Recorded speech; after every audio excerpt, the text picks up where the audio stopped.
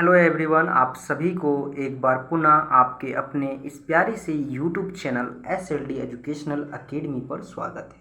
तो चलिए दोस्तों, आज आगे की ओर बढ़ेंगे और आज हम लोग इस लेक्चर के अंदर सेमेस्टर 2 का कॉमन कोर्स जो है आपका ग्लोबल सिटीजनशिप, उसी को हम लोग देखेंगे, जो कि आपका CC6 के अंतर्गत रखा गया है। ठीक है, जैसा कि आप लोग को मालूम है दोस्तों कि आपका जो है 19 और 20, ठीक है, 19 और 20 को जो है आपका ग्लोबल सिटीजनशिप का जो है पेपर होने वाला है। तो उसी को ध्यान में रखते हुए आज हम लोग जो है कुछ मोस्ट इम्पॉर्टेंट MCQ क्वेश्चन को डिस्कस करने वाले हैं इस लेक्चर के अंदर। ठीक है, तो आज हम लोग लेक्चर के अंदर डिस्कस करेंगे और आज हम लोग जो गेस्ट पेपर का डिस्कस कर रहे हैं वो गेस्ट पेपर है आपका DMA गेस्ट पेपर। ठीक है, Dhanbad maths academy guest paper है ये आपका, जो कि बहुत ही ट्रस्टेड गेस्ट पेपर है। प्रीवियस के जो पेपर हुआ उसमें भी जो है काफ़ी हद तक क्वेश्चन जो है इसी गेस्ट पेपर से आया था। साइबर डिफेंस का हो या मैथमेटिकल का हो या फिर मेजर पेपर का हो, तो आपको जो है DMA गेस्ट पेपर के द्वारा जो है काफ़ी क्वेश्चन मैच कर रहा है, तो आप लोग यहाँ से पढ़ सकते हैं। ठीक है,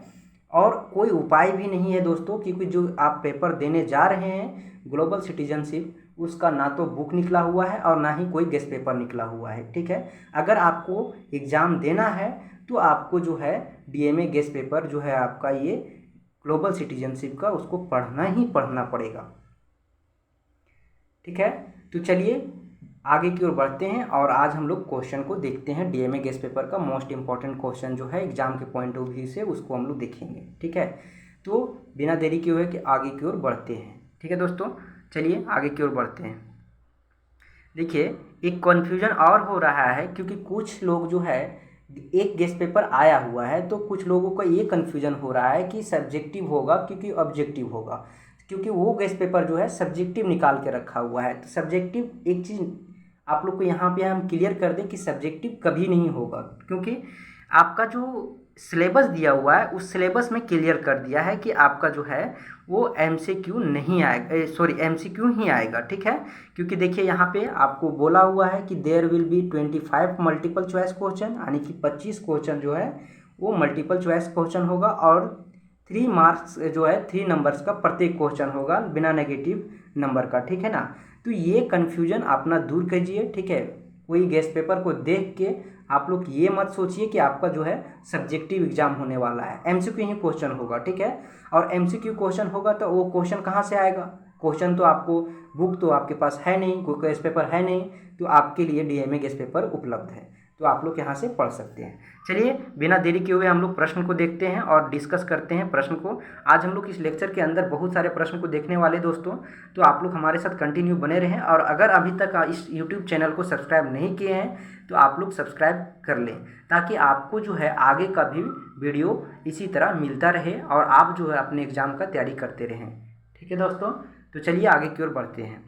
देखिए यहाँ पे आपका कुछ जो है सिलेबस से रिगार्डिंग कुछ दिया हुआ है। ठीक है, यहाँ पे आपका यूनिट 1 शुरू हो रहा है, जो कि है आपका ग्लोबल गवर्नेंस। ठीक है, कॉन्सेप्ट एंड स्ट्रक्चर। ठीक है, ये है आपका यूनिट 1 का नाम। यूनिट 1 का जो नाम है वो है ग्लोबल गवर्नेंस। ठीक है, तो इसका जो पहला क्वेश्चन है वो क्या बोल रहा है, in which year G20 organization was established. ठीक है, यानी किस वर्ष जो है G20 संगठन की स्थापना की गई थी, ये है आपका प्रश्न नंबर 1। तो इसका जो सही उत्तर है वो B है। ठीक है, 1999, ये आपका ऑप्शन नंबर B जो है वो बिल्कुल सही है। हम लोग बिना देरी किए हुए आगे की ओर बढ़ेंगे और प्रश्न नंबर अब 2 को देखेंगे। ठीक है दोस्तों, आप लोग बोथ लैंग्वेज में देख के जाइए, वहाँ पे हो सकता है कि इंग्लिश में आए या हिंदी में आए, ये आपको प्रश्न देखने के बाद ही क्लियर होगा। ठीक है, क्योंकि साइबर डिफेंस में जो है बहुत कोई जो है हिंदी में तैयारी करके गया था और वहाँ पे आपको इंग्लिश में देना पड़ा था। ठीक है, तो मे भी हो सकता है कि आपका मैथमेटिकल जो है वो भी कॉमन पेपर था, आपका इंग्लिश में आया, साइबर भी आपका कॉमन पेपर था, इंग्लिश में आया, तो हो सकता है ग्लोबल भी आपका इंग्लिश में आए। तो आप लोग एक ही लैंग्वेज पे नहीं डिपेंड रहिएगा। ठीक है, बोथ लैंग्वेज देख के जाइए, हिंदी इंग्लिश। ठीक है, आपको जो लैंग्वेज कंफर्टेबल लगे उसके अकॉर्डिंग अपना वहाँ पे अपना सही उत्तर चुनिएगा और अपना एग्जाम दे के आइएगा। ठीक है, तो दोनों लैंग्वेज को देखना जरूरी है। तो यहाँ पे हम लोग देखेंगे क्वेश्चन नंबर 2। देखिए क्वेश्चन नंबर 2 क्या बोला, G7 संगठन की स्थापना कब हुई थी? तो G7 संगठन की जो स्थापना हुई थी वो 1975 का हुआ था, ठीक है। यानी ऑप्शन नंबर सी जो है वो बिल्कुल सही है। आप लोग इंग्लिश देखते जाइएगा, ठीक है। क्या के लिए इसमें जो है बहुत सारे प्रश्न को हम लोग करेंगे, तो तेज़ी से करेंगे ताकि जो है लेक्चर कम लंबा जाए और अधिक क्वेश्चन को हम कवर कर पाएँ, ठीक है। तो चलिए बिना देरी किए हुए एक ही लेक्चर के अंदर हम लोग ज़्यादा से ज़्यादा क्वेश्चन करने का प्रयत्न करेंगे। तो बिना देरी किए हुए आगे की ओर बढ़ते हैं। देखिए क्वेश्चन नंबर 3 है, बोला कौन सा देश जो है SCO शिखर सम्मेलन और G20 शिखर सम्मेलन की मेजबानी कर रहा है, ठीक है। Which country is the hosting, यानी कि जो अभी हाल ही में जो G20 का शिखर सम्मेलन हुआ था भारत में के अंदर, तो यानी कि भारत ही जो है इससे ये करने वाला है, ठीक है। तो इसका जो सही ऑप्शन जो होगा वो डी नंबर ऑप्शन सही है, ठीक है। G20 शिखर सम्मेलन का मेजबानी जो है वो भारत करने वाला है, ठीक है। करने वाला क्या है, कर लिया। चलिए आगे की ओर बढ़ते हैं और 4 नंबर को हम देखते हैं।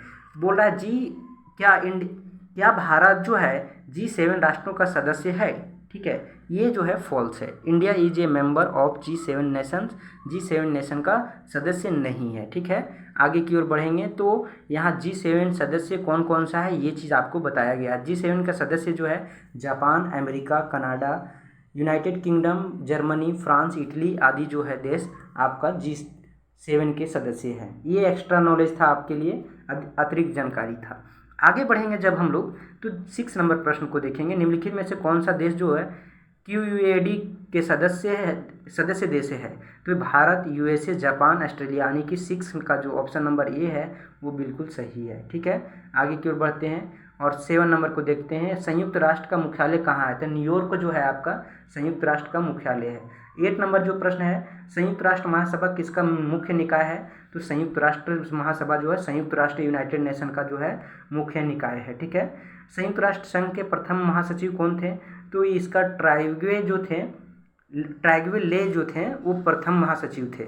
आगे की ओर बढ़ेंगे तो देखेंगे 10 नंबर प्रश्न क्या बोल रहा है। निम्नलिखित में से किस वर्ष जो है विश्व व्यापार संगठन की स्थापना हुई, 1947। भारत को जब आज़ादी मिला था 1947 को, तब जो है वो विश्व व्यापार संगठन यानी कि जो है वैश्विक स्तर पे जो है व्यापार को जो है संगठित किया गया था। इसका 10 नंबर का जो है ऑप्शन नंबर बी सही है। 11 का जो है वैश्विक शासन की शुरुआत कब मानी जाती है, यानी कि जो वैश्विक शासन ग्लोबल गवर्नेंस का जो है शुरुआत कब मानी जाती है, तो इसका जो सही उत्तर होगा द्वितीय विश्व युद्ध के बाद, यानी सेकेंड वर्ल्ड वार जब हुआ था तो उसके बाद से जो है वो वैश्विक शासन की शुरुआत किया गया था, ठीक है। चलिए 12 नंबर प्रश्न को देखते हैं। विश्व युद्ध के अंत में विजय मित्र शक्तियों की पहल पर किस संगठन की स्थापना की गई थी, यानी कि जब प्रथम विश्व युद्ध हुआ था तो उसके अंत में जो है विजय मित्र शक्तियों की जो है पहल किया गया था। तो पहल पर किस संगठन का जो है वो स्थापना हुआ था, उस संगठन का नाम पूछ रहा है। तो राष्ट्र संघ जो है वो एक संगठन है जिसका जो है वो स्थापना किया गया था कब, जो है प्रथम विश्व युद्ध के अंत में जो है विजय मित्र की शक्तियों की पहल पर, ठीक है। आगे की ओर बढ़ेंगे और 13 नंबर प्रश्न को देखेंगे। संयुक्त राष्ट्र महासभा के सदस्य देश कितने देश हैं, ठीक है। तो 193 देश जो हैं वो ये है आपका संयुक्त राष्ट्र महासभा के सदस्य। देखिए 14 नंबर जो है विश्व व्यापार संगठन का मुख्यालय कहाँ है, ठीक है। तो जिनेवे स्विट्जरलैंड जो है आपका विश्व व्यापार संगठन का मुख्यालय है, ठीक है। आपका ग्लोबल गवर्नेंस का जो है वो सेंटर कहाँ पे होगा, आपका हेडक्वार्टर वो होगा आपका जिनेवे स्विट्जरलैंड, ठीक है। 15 नंबर जो है आपका देखिए यहाँ पे वैश्विक शासन का मुख्य उद्देश्य क्या है, what is the main objective of global governance. देखिए दोनों लैंग्वेज में यहाँ पे पढ़ना थोड़ा सा टफ है क्योंकि दोनों लैंग्वेज के करेंगे तो लेक्चर जो है लंबा जाएगा। तो आप लोग जो है अपने अनुसार से प्रश्न को देखते जाइए और ज़्यादा क्वेश्चन को कवर कीजिए, ठीक है। इसका जो 15 का डी होगा वो ऑप्शन नंबर सही है, अंतर्राष्ट्रीय सहयोग को बढ़ाना, ठीक है। तो ये आगे की ओर बढ़ते हैं। 16 नंबर कौन सा संगठन वैश्विक शासन में वित्तीय सहायता और विकास कार्यों का प्रबंधन करता है, तो विश्व बैंक, ठीक है। आपका ऑप्शन नंबर ये। 17 का जो है राष्ट्रवाद और वैश्विक शासन में मुख्य नियंत्रण के मुद्दों पर कौन से संगठन कार्य करते हैं, तो यूएनएस सिक्योरिटी जो है आपका संयुक्त राष्ट्र सुरक्षा परिषद जो है सिक्योरिटी काउंसिल, आपका ऑप्शन नंबर सी जो है बिल्कुल सही है। उसकी तरह हम लोग आगे की ओर बढ़ेंगे। 18 नंबर देखेंगे तो वैश्विक शासन का सटीक अर्थ परिभाषा क्या है, तो इसका परिभाषा आप लोग देख लीजिए, ऑप्शन नंबर ये जो है वो बिल्कुल सही है। 19 नंबर को देखेंगे संयुक्त राष्ट्र सुरक्षा परिषद में कितने देश की स्थायी सदस्यता है, तो 5 देश जो है उसका स्थायी सदस्यता है, जिसमें से जो है कौन कौन सा है, अतिरिक्त जानकारी देखेंगे तो 5 देश कौन कौन सा है, यूके, ठीक है, यूएसए और रूस, फ्रांस और चीन। ये आपका 5 देश है, 5 देश है जिसका स्थायी सदस्यता प्राप्त है। 20 को देखेंगे, वैश्विक शासन में निम्नलिखित में से कौन सा मुद्दे शामिल है, ठीक है। तो ऊपर दिए गए हुए देखिए ABC जो है आपका सभी होगा, ठीक है। चिकित्सक स्तर के मुद्दे, सैन्य स्तर के मुद्दे, जलवायु स्तर के मुद्दे, ये सभी जो है शामिल है वैश्विक शासन में, ठीक है।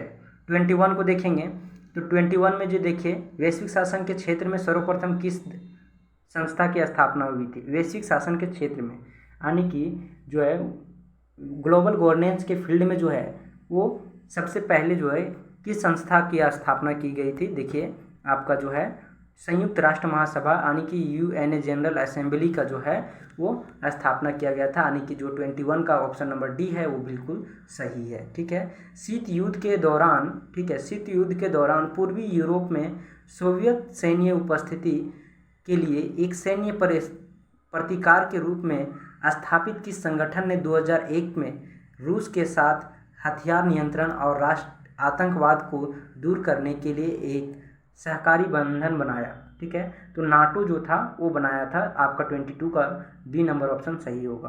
23 का जो है 20वीं शताब्दी के स्थापित दूसरा अंतर्राष्ट्रीय संगठन कौन सा था जिसका दायरा और सदस्यता विश्वव्यापी थी। तो इसका जो सही उत्तर है वो आपका सी नंबर होगा, संयुक्त राष्ट्र, ठीक है। निम्नलिखित में से कौन सा वैश्विक स्तर का मुद्दा है, देखिए ये सभी है, ओजोन परत का स्तर, जलवायु परिवर्तन और ग्लोबल वार्मिंग, ठीक है। आगे बढ़ेंगे तो विश्व स्वास्थ्य संगठन की स्थापना कब हुई थी, तो 1948 को जो है विश्व स्वास्थ्य संगठन की स्थापना हुई थी। वर्ल्ड ऑर्गेनाइजेशन जो है आपका वर्ल्ड हेल्थ ऑर्गेनाइजेशन WHO का जो स्थापना हुआ था वो आपका जो है 1948 का बाद हुआ था, ठीक है, 48 में हुआ था। विश्व स्वास्थ्य संगठन की स्थापना 1948 में हुआ था। अब आगे की ओर बढ़ेंगे और हम लोग देखेंगे 26 नंबर, विश्व व्यापार संगठनों के प्रमुख कौन से हैं। तो इसका विश्व व्यापार संगठन के प्रमुख जो है सचिवालय के प्रमुख होते हैं, ठीक है। 27 का देखिए, संयुक्त राष्ट्र महासभा के बैठक का आयोजन कौन करता है, तो संयुक्त राष्ट्र महासभा सचिवालय, ठीक है। उसके बाद विश्व व्यापार संगठन की सदस्यता किससे मिलेगी, विश्व व्यापार संगठन के सदस्यों द्वारा मतदान, ठीक है। उसके बाद विश्व बैंक की स्थापना किस घटना के बाद जो है हुई थी, विश्व बैंक की स्थापना जो है किस घटना के बाद हुई थी, तो बुलेटिन वुड्स सम्मेलन के बाद जो है वो विश्व बैंक की स्थापना जो है वो किया गया था, ठीक है। बुलेटिन वुड्स जो सम्मेलन की घटना के बाद जो है विश्व बैंक की स्थापना की गई थी। विश्व के विकासशील देशों को वैश्विक शासन में वित्तीय सहायता किसके द्वारा प्राप्त होती है, विश्व बैंक के द्वारा जो है प्राप्त होती है, ठीक है। आगे बढ़ेंगे और यहाँ पे हम लोग 31 प्रश्न को देखेंगे, 31 प्रश्न नंबर को कि क्या बोल रहा है। बोला है 1972 where was the first United Nation conference on the environmental issue held in 1972, यानी कि इसका जो सही उत्तर है यो है आपका बी नंबर, ठीक है, रियो डी जेनेरियो, ठीक है। निम्नलिखित में से कौन सा वैश्विक शासन का प्रमुख है, तो संयुक्त राज्य अमेरिका, ठीक है, ये आपका प्रमुख है। उसके बाद द्वितीय विश्व युद्ध के किस सम्मेलन में मित्र देशों ने नेता जर्मनी, इटली और जापान की ध्रुवीय शक्तियों के बिना शर्त आत्मसमर्पण की मांग करने की पर सहमत हुए थे, तो ये आपका है जो है ऑप्शन नंबर डी, वो बिल्कुल सही है, ठीक है। उसके बाद आगे हम लोग बढ़ेंगे 24, तो विश्व शासन के संबंध में विकसित देशों में नए नियम किसके द्वारा निर्धारित किए गए, ठीक है। तो इसका जो सही उत्तर होगा वो होगा आपका ए नंबर ऑप्शन, विश्व व्यापार संगठन यानी WTO, ठीक है। वर्ल्ड ट्रेड ऑर्गेनाइजेशन के संबंध में जो है वैश्विक शासन के संबंध में विकसित देशों के लिए नियम किसके द्वारा निर्धारित किया गया था, तो WTO को द्वारा जो है निर्धारित किया गया था। 35 को देखेंगे तो इसमें क्या बोल रहा है, वैश्विक शासन में विकसित और विकासशील देशों के बीच बैठकों का आयोजन कौन करता है, ठीक है। तो आपका विश्व आर्थिक मंच जो है वो ये करता है, ठीक है, आपका आयोजन करता है, ठीक है। उसके बाद 35 हम लोग देख लिए, 36 को देखेंगे।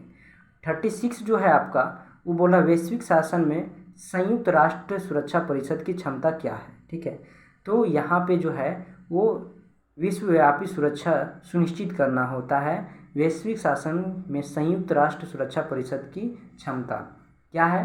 तो विश्वव्यापी सुरक्षा सुनिश्चित करना। ठीक है, आगे बढ़ेंगे और हम लोग प्रश्न नंबर 37 को देखेंगे। ठीक है, कौन से संगठन राष्ट्रीय संपत्ति के मुद्दों पर कार्य करते हैं, यानी which organization act on issue of national property and control most important in global governance. तो इसका जो सही उत्तर होगा यूएनए होगा, संयुक्त राष्ट्र महासभा। ठीक है, ये जो है कंट्रोल करता है।